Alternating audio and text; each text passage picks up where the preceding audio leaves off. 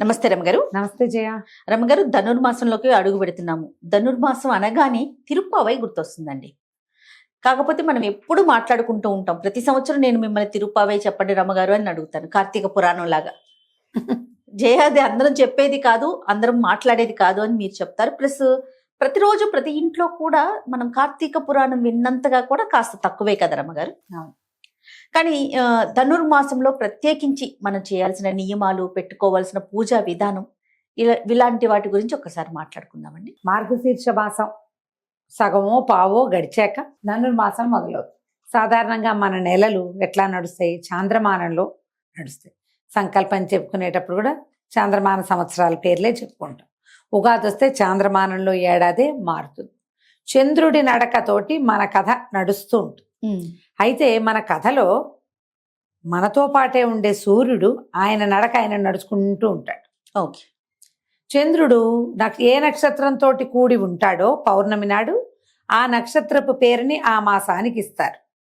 మృగశీర్ష నక్షత్రంతో కలిసి ఉంటాడు కాబట్టి ఇది మార్గశీర్షం మాసం అన్నమాట.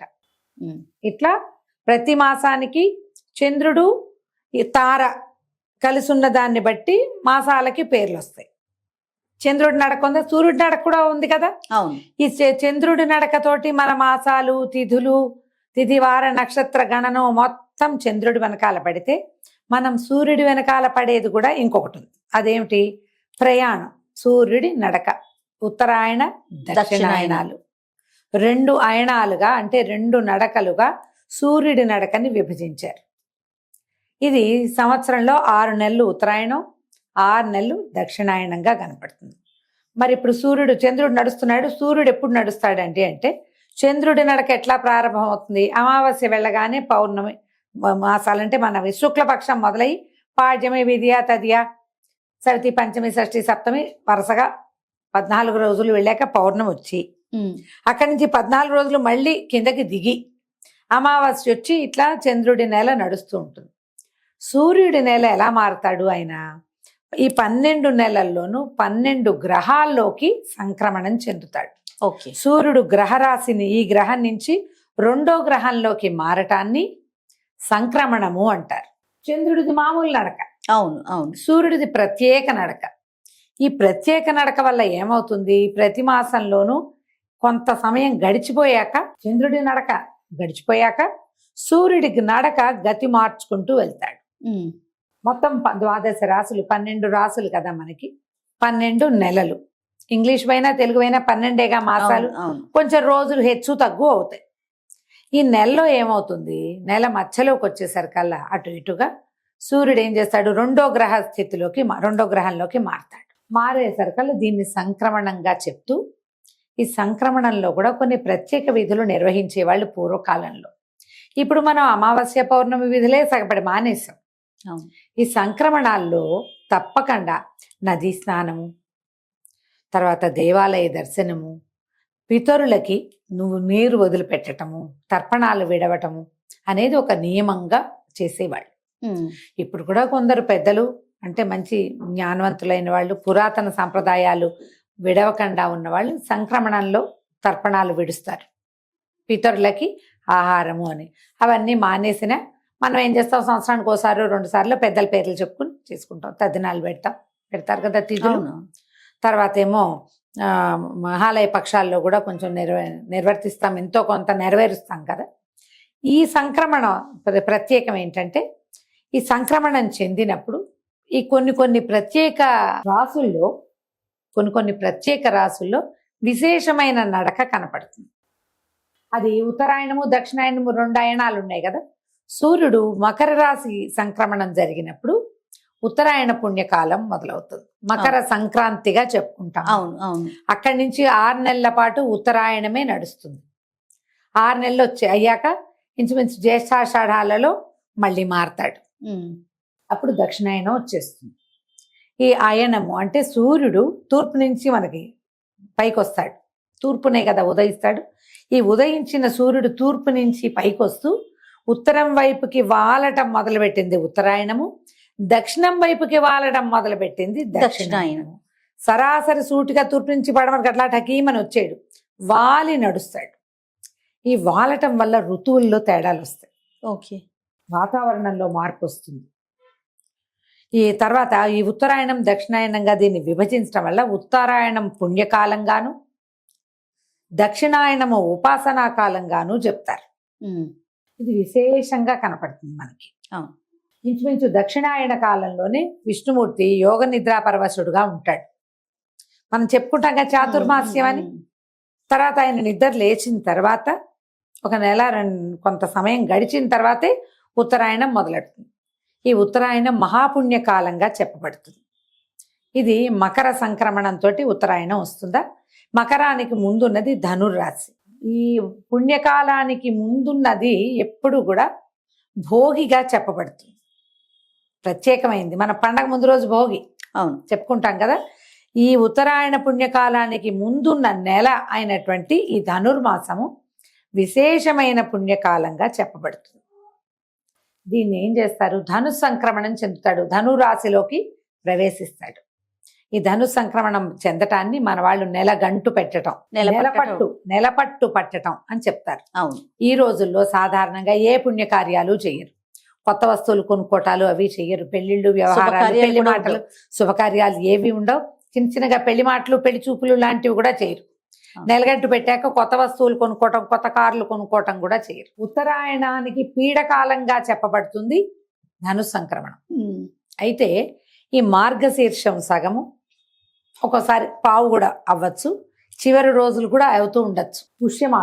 పుష్యమాసం మామూలుగా శూన్యమాసం. అవును, పుష్యం శూన్యం అనే చెప్పుకుంటాం. దాంతో ఈ నెలగంటు పెట్టాం. దానివల్ల ఇక్కడ ఏ శుభకార్యాలు జరగకపోయినా విశేషంగా దైవారాధన జరుగుతుంది. ఈ దైవారాధన పండిత పామరులందరూ చేసుకునే రకంది. ఎవరో కొంతమందే చేసుకునేది ఒక విధానం అయితే అందరూ చేసుకునేది రెండో విధానం. ఈ రెండు విధానాల్లో ఒకటి విశేషించి ఏం చెప్తారంటే వైష్ణవ ఆరాధనా క్రమంలో ప్రత్యేకమైన మాసంగా ఈ ధనుస్సుని చెప్తారు. మార్గళి అంటారు. ఈ మార్గళిలో ఏంటంటే విష్ణుమూర్తిని నిద్రలేపటం, తర్వాత ఆయన్ని పెండ్లి కుమారుణ్ణి చేయటం. ఈ నెల రోజులు స్వామిని మేల్కొల్పు చేస్తూ ఉండటమే ఇక్కడ విశేషంగా కనపడుతుంది. మంచి చలికాలం, ప్రపంచమంతా మంచు దుప్పటి కప్పుకుని ఉంటుంది. ఆ దుప్పటి తెరిచి విష్ణువుని నిద్రలేపుతారు. ఆ నిద్రలేపే పూజా విధానమే ఇన్ని రోజులు కనపడుతుంది. ఈ పూజా విధానం తొలుత ఎవరు చేశారంటే గోదాదేవి చేసిందని చెప్తారు.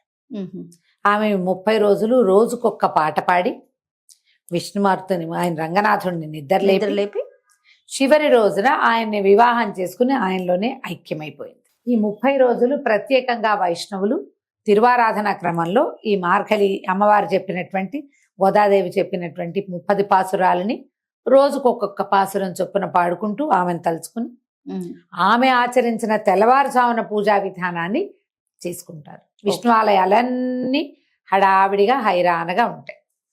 ఇప్పుడు మనం ఏం చేయాలి, వాళ్ళకి వచ్చు ఈ ద్రవిడ భాషలో ఉన్నటువంటి పాసురాలు తిరుప్పావైని చదువుకుంటారు. పావై అంటే పాట, తిరుప్పావై అంటే శ్రీగీతం, పవిత్రమైన పాట.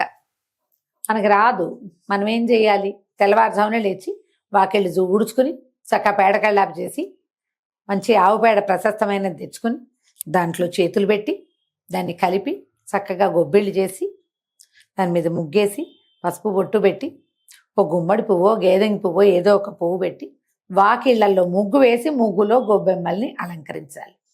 అందరూ చేసుకోవచ్చు, తెలుగు వాళ్ళంతా. మా ఇంట్లో లేదండి మేము చేసుకోవచ్చా, మీ ఇంట్లో ఉన్నా ఉండకపోయినా చేసుకోవటమే. ఇప్పుడు మా ఇంట్లో లేదు మేము చేసుకోవచ్చా అనేది తిరుప్పావై. మీకు రాదు, ఇంట్లో లేకపోవటమే కాదు మనకి రాదు కూడా.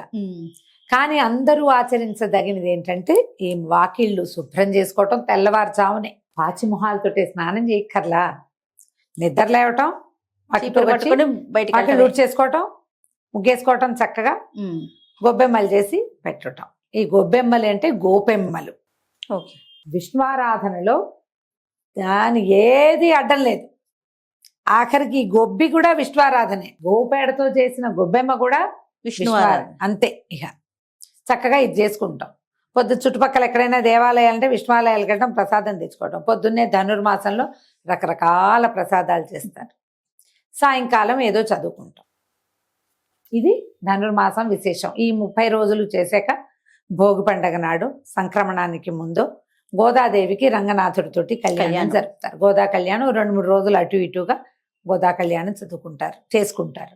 ఒకవేళ ఇవన్నీ చెయ్యం, మనం పాసురాలు అవి రావు కదా మనకి, గోదా కళ్యాణాన్ని అటెండ్ చేయొచ్చు ప్రతి వాళ్ళు.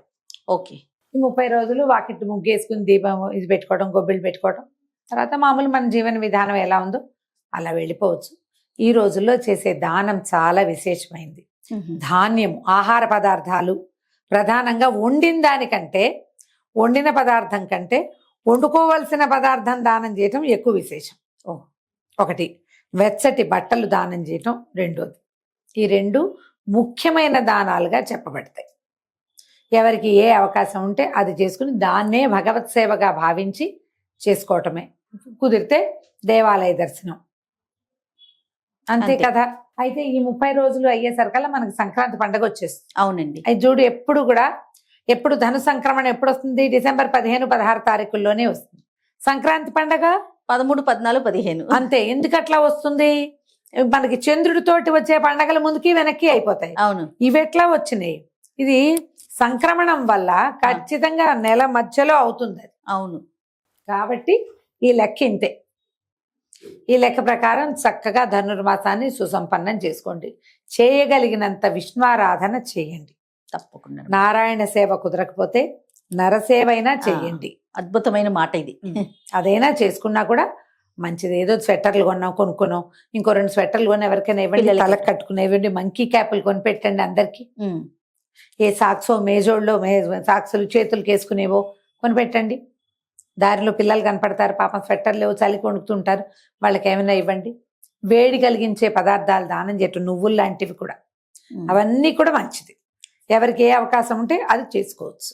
తప్పకుండా రమ్మగారు. నమస్తే. నమస్తే జయ.